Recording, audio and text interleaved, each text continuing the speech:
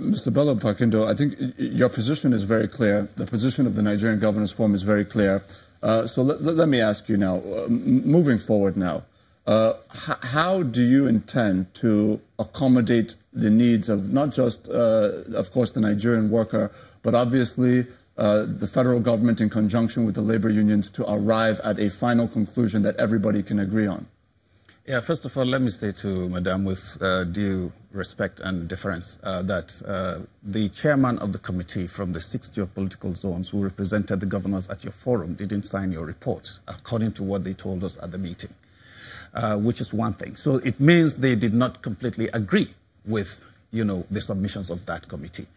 And the other thing is that the governors have now decided that they're going to put together another committee that's going to meet the president and explain to him, with the books as wide open as they can be, that this is the situation. They are not saying we don't want to pay. They are saying we cannot afford to pay. And remember, Madam, when these negotiations started in sometime in November 2017, the take-home, the revenue accruing from the federal government to the states was about 800 billion. By the time these, deliberations were coming to their conclusive ends, it had dropped to about 600 billion. So governors are realizing less and less revenue as intake. So, and they're insisting that in spite of their ability or their willingness to pay to the most vulnerable in society, this 22,500. They are also saying that they are not going to exceed their revenue by 50%. Mr. Bello Bakindo, when you look at the entirety of the reaction to the position of the Nigerian Governors Forum, and you hear various stakeholders say, look, why is it that state governments have not, you're saying, for example, these are the books, this is why we can't, this is what we can and cannot pay. Others will say, do those books reflect the reality? That have the state governments done enough to clean up their books in such a way that you're not paying billions of naira monthly to ghost workers, for example, that could potentially go to advancing a new minimum wage that's livable for the Nigerian worker in these states? What are your thoughts about the need for state governments to clean up their books in such a way that potentially they can actually accommodate the new minimum wage within what they actually have if they just did the right thing? I quite appreciate that question. And I think in this regard, labor is supposed to be a partner in progress in trying to clean up the books. Because remember that when labor sits there and says governors are earning this much, they have forgotten that in 2015, when this government came into being, a lot of APC governors said they were going to earn like 50% of their salaries, which means, and today I know a governor who earns 0 naira. That's why when you ask me how much a governor earns, I say I don't know. Because a lot of them make sacrifices that people do not see or do not willingly appreciate.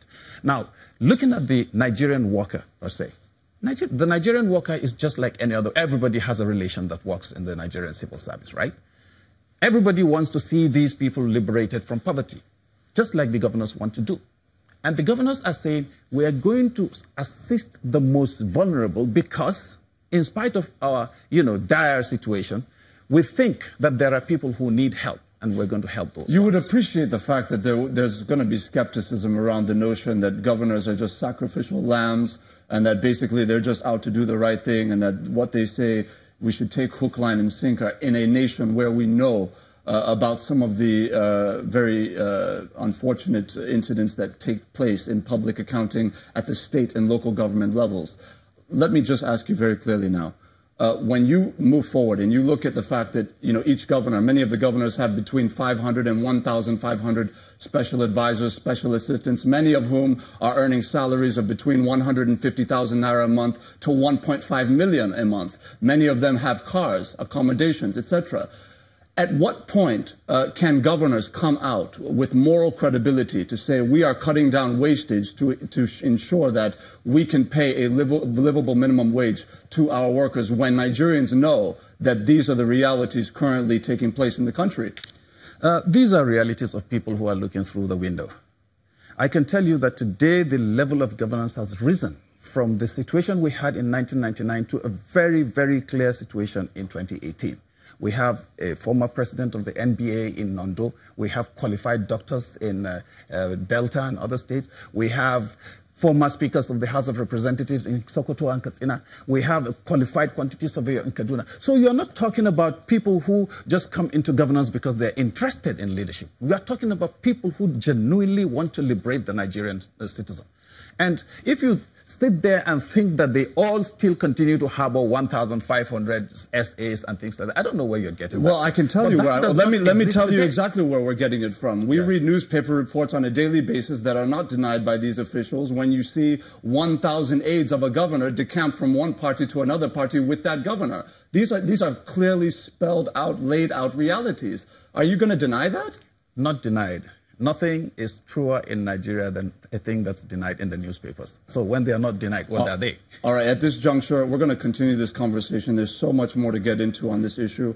We're going to take a short break. Our viewers, please do stay with us.